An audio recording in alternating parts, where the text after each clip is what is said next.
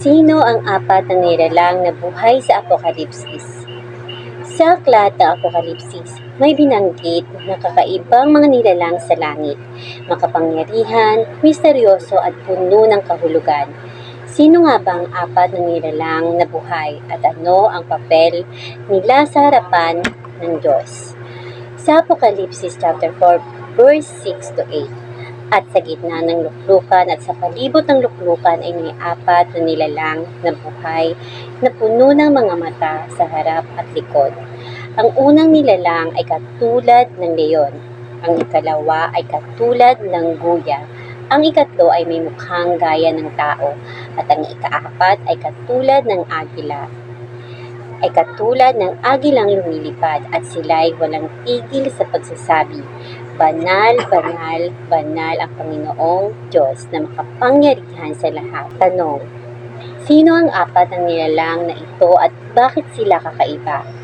Ang apat na nilalang na buhay ay mga makalangit na nilalang na nasa mismong presensya ng Diyos.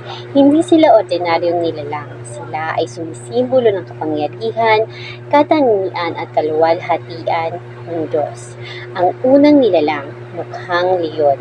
Ang leon ay simbolo ng lakas at kapangyarihan. Napakita nito na ang Diyos ay makapangyarihan at hari ng lahat. Ikalawang nilalang, mukhang guya o baka.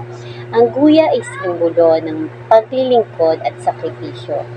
Ipinapakita nito na ang Diyos ay mapagbigay at handang magsakripisyo. Ikatlong nilalang, mukhang tao. Ito ay sumisimbolo ng karunungan at katalinuhan. Ang Diyos ay marunong, may plano at may layunin sa lahat ng bagay. Ikaapat na nilalang, mukhang agila. Ang agila ay simbolo ng bilis, taas at kapangyarihan sa kalangitan. Ipinapakita nito na ang Diyos ay dakila at higit sa lahat, puno ng mga mata. Ibig sabihin sila ay laging nagbabantay at nakakakita ng lahat. Walang nalilihim sa Diyos. Siya ay nakakakita ng lahat ng nangyayari.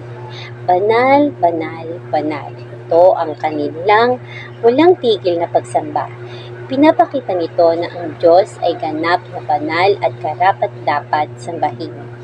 Ang apat na nilalang na buhay ay hindi lang basta kakaibang nilalang. Sila ay paalaala kung gaano kadakila ang Diyos. Siya ay makapangyarihan.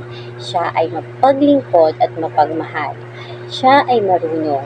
Siya ay dakila at higit sa lahat. Sa tuwing mababasa natin ang Apokalipsis, hindi lang ito tungkol sa hinaharap. Ito ay paalaala kung sino ang Diyos na ating sinasamba. At tulad ng apat na nilalang na buhay, tayo rin ay tinatawag na magpuri at magsabi, Banal, banal, banal ang Panginoon.